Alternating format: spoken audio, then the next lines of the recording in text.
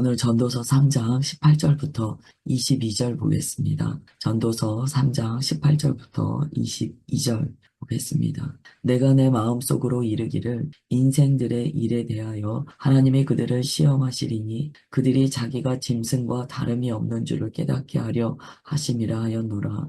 인생이 당하는 일을 짐승도 당하나니 그들이 당하는 일이 일반이라.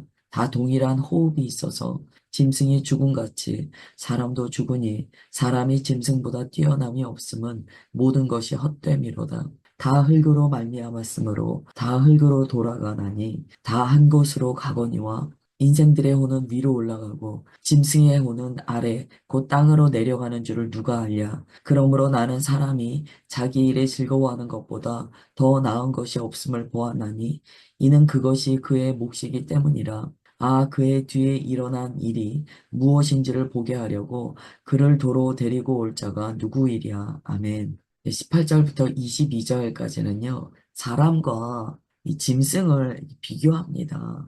그러면서 이 사람과 짐승이 다른 게 뭐야? 뭐 이런 어조를 띠게 됩니다. 전도서는요, 정말 이 실존이라는 단어가 바탕이 되어 있는 성경입니다. 이 실존이라는 것은 현재적인 나의 존재 그 자체를 가감없이 바라보는 그 관점이 들어 있어요. 그냥 뭐 다른 거 다 배제하고 우리의 어떤 종교심이나 이런 거 다 배제하고 내가 알고 있는 뭐 어떤 신념 이런 거 다 배제하고 한번 보자고 했을 때 사람을 그냥 존재 자체로 봤을 때 아, 짐승과 뭐가 달라 이런 마음이 좀 경험되었다는 거예요. 18절, 19절은요 이런 질문입니다. 아니 사람이 짐승과 다른 게 뭐야?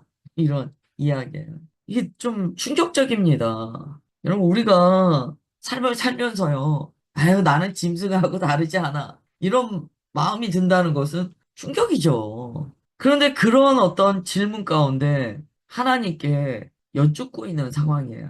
18절, 19절에 보시면 하나님께서 사람을 시험하신다는 거예요. 왜냐하면 사람도 짐승과 매 한 가지야 라는 걸 깨닫게 하시려고 우리를 시험하시네? 라고 이야기합니다. 여기서 시험하시다라는 그 히브리어 뜻을 보면은요, 정결하게 하다, 드러내다, 혹은 뭐 어떤 판단을 하게 하다, 이런 의미가 담겨 있어요.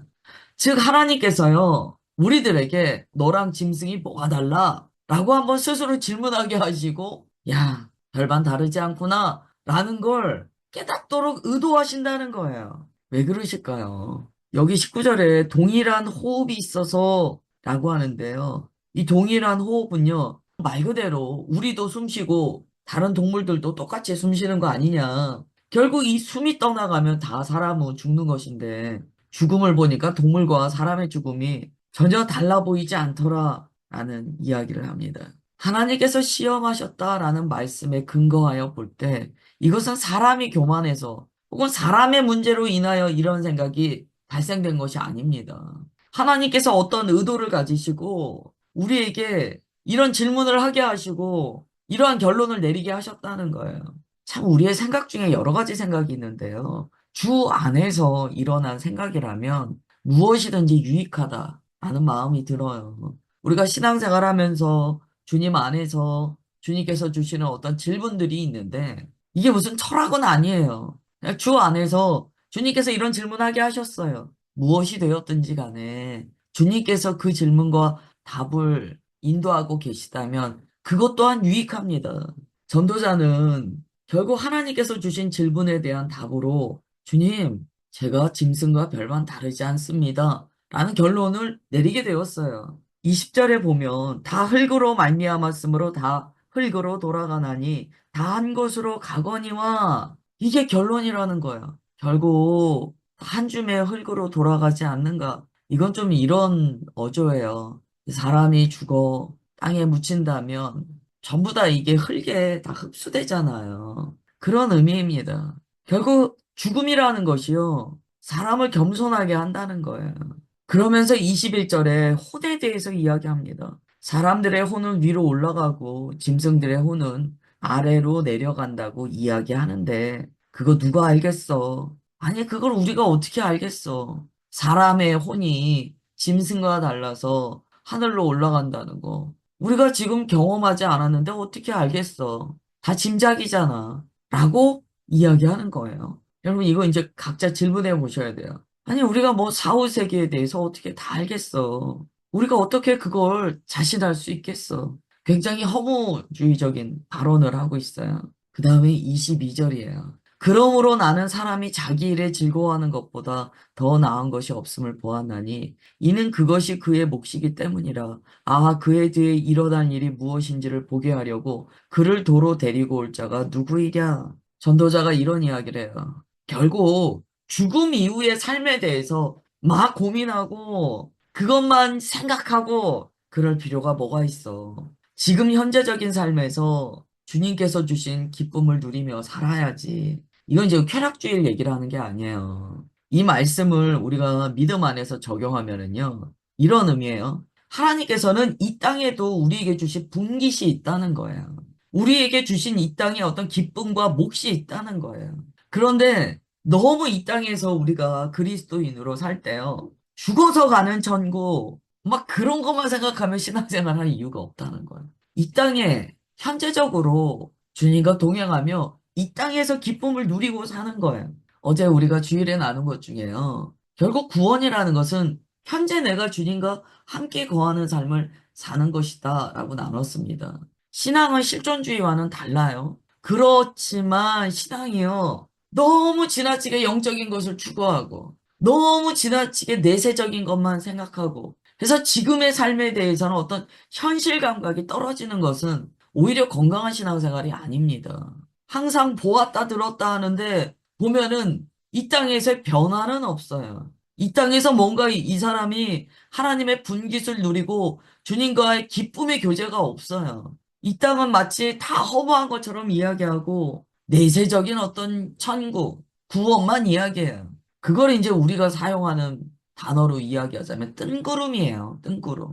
신앙생활이 현실성이 없어요. 그 과거에는요, 이제 사막의 교부들이 나왔습니다. 여러분, 이 사막의 교부들로부터 이렇게 가다 보면 이제 수녀원이 생기고 하는 거예요. 뭔가 세상과의 단절을 주장하면서 영적으로 하나님과 깊이 교제함. 그리고 주님과의 그 교제를 통하여서 이 땅에서 이 성화의 과정을 깊이 누리는 것. 뭐 이런 거였어요. 이제 문제가 뭐냐면 자기 혼자만 살더라는 거예요.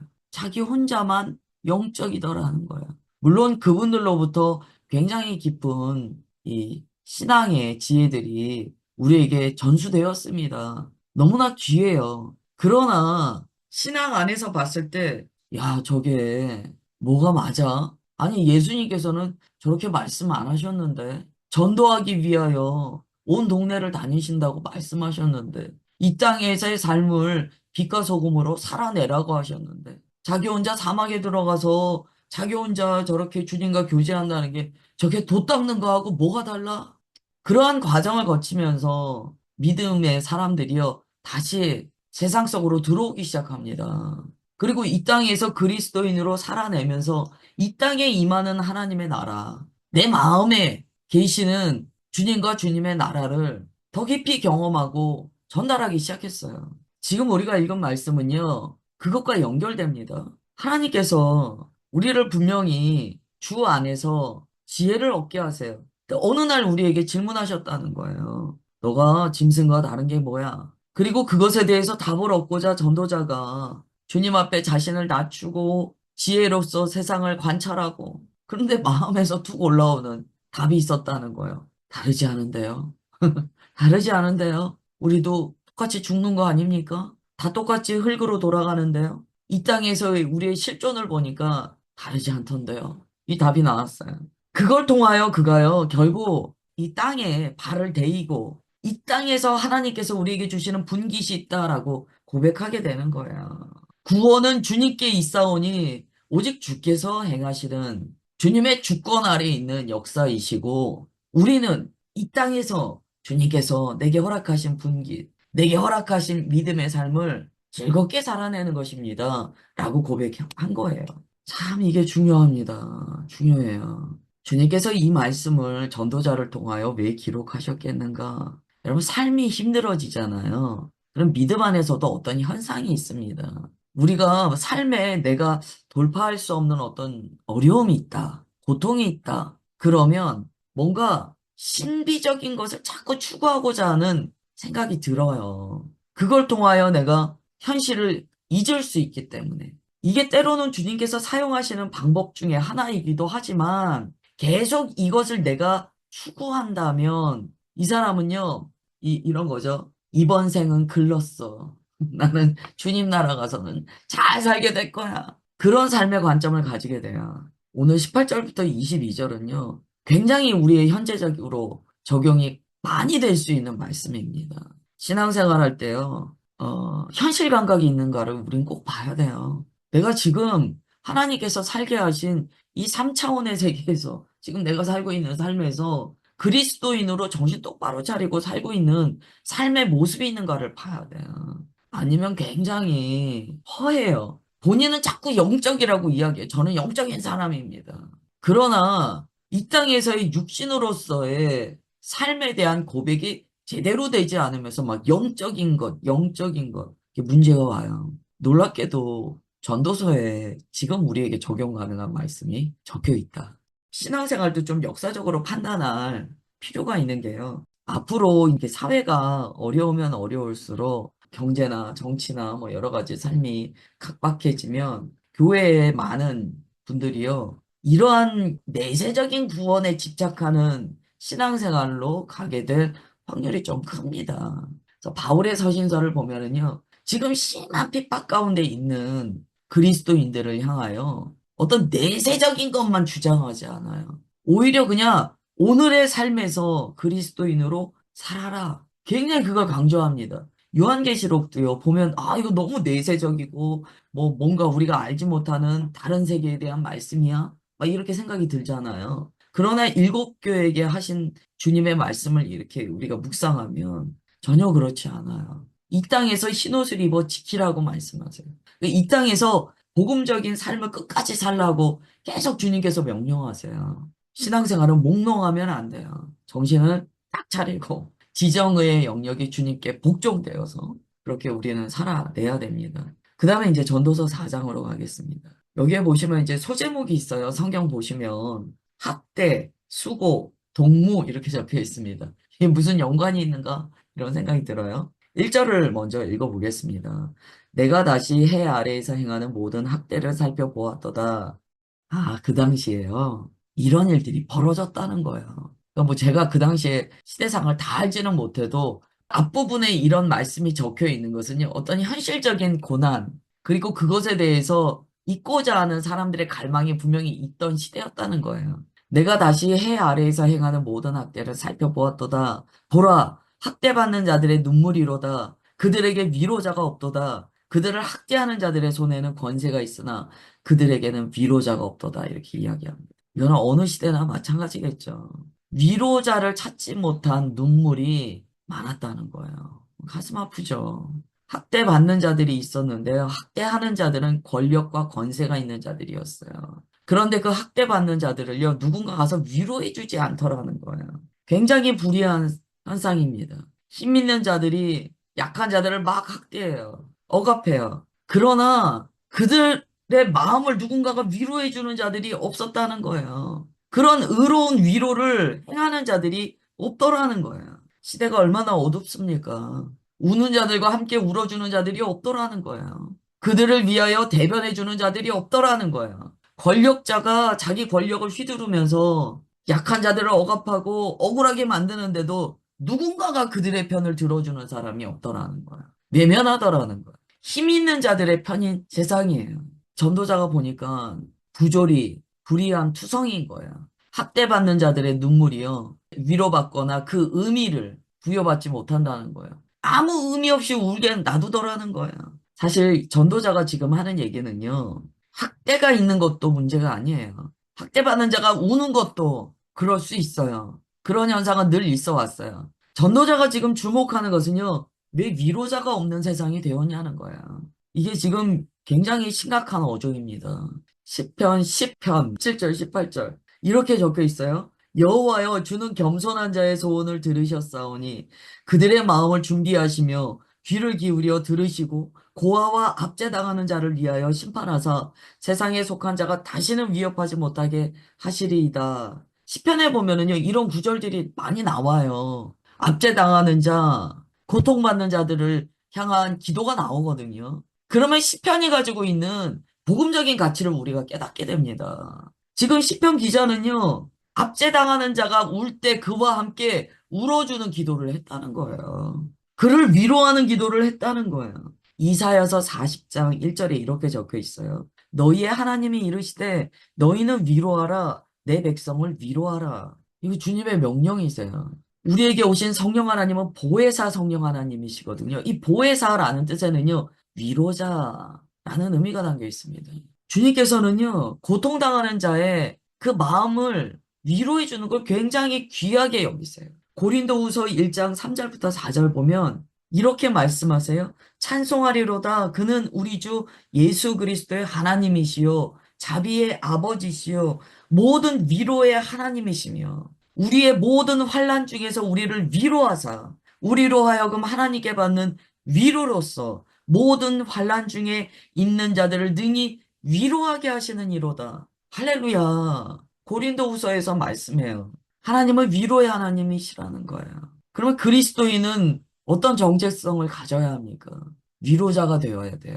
막 사람이 슬퍼하고 고통당하고 아파하는데 위로 안 해줘요. 나 몰라라요. 더욱이 우리 그리스도인들의 큰 문제는요. 고통당하는 자에게 거기다가 상처에다 소금 뿌리는 기도를 한다는 거예요. 소금 뿌리는 말을 한다는 거예요. 그런 경우가 얼마나 많은지 몰라요. 막 지금 아파서 상심하고 있는데 죄 문제로 가거나 어떤 막 영적인 문제로 막 치부해 버리거나 안 돼요. 여러분 정말 전심으로 내가 그를 사랑하고 기도하고 정말 그를 위한 위로의 마음이 넘쳐나고 넘쳐나서 그러함에도 불구하고 그런 위로를 다 했지만 주님께서 이러한 것도 좀 그에게 전달하면 좋겠다. 지금 그가 받을 수 있을 때가 됐다. 그래도 우리가 정말 조심조심하면서 권면을 하게 되거든요.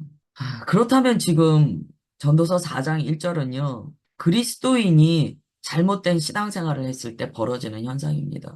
학대하는 자는 어느 시대나 있었어요. 우는 자는 어느 시대나 있어요. 권력을 가지고 잘못 사용하는 포갑하는 자들은 어느 시대나 있어요. 위로자가 없다는 걸 지금 전도자가 얘기하는 거예요. 어떻게 하나님의 백성이 위로하지 않느냐? 지금 너희들 마음에 주님이 계시냐? 막 이런 말씀을 하시는 거죠. 오늘 여기까지 보겠습니다. 기도하겠습니다. 하나님, 오늘 전도자의 입술을 통하여 우리 주님의 마음을 받았습니다. 주님께서 우리에게 질문하셨습니다. 너와 짐승이 다른 게 뭐니? 고민하고 엎드려 내가 짐승과 다른 게 뭐야? 라고 보니까 개도 배고플 때 먹고 짐승도 슬픔을 느낄 줄 알고 짐승도 자기 새끼는 이쁘다고 하고 짐승도 자기 공동체를 세워나가기 위해서 자기를 희생하는데 모든 현상을 보니 짐승과 내가 다를 바 없다라고 전도자가 고백합니다. 그 고백을 통하여 이 땅에서 주님께서 내게 주신 이 삶을 기쁨으로 살아내는 것이 주님의 뜻이구나라는 것을 깨달았습니다. 그 고백이 우리의 고백이 되게 하옵소서. 그리고 또한 전도자가 이 땅에 부조리함은 늘 있는 것인데 왜 위로자가 없느냐라고 질문합니다. 주님의 말씀이시라고 이 시간 아멘합니다. 우리가 동물과 다른 것은 주 예수께서 우리 안에 계셔서 서로의 아픔을 위로할 수 있는 성령 하나님의 그 능력이 우리 안에 있는 것이라 고백합니다. 오늘 한 날 살아낼 때 참으로 동물과 다른 우리를 주님께 말씀드릴 수 있을 정도로 우리 안에 성령 하나님의 역사가 나타나게 하옵소서. 아픈 자와 함께 울고 공감해 줄 수 있는 우리가 되게 하옵소서. 저희 그렇게 역사하여 주시는 것 믿사오며 사랑하는 주 예수 그리스도의 이름으로 기도드리옵나이다. 아멘.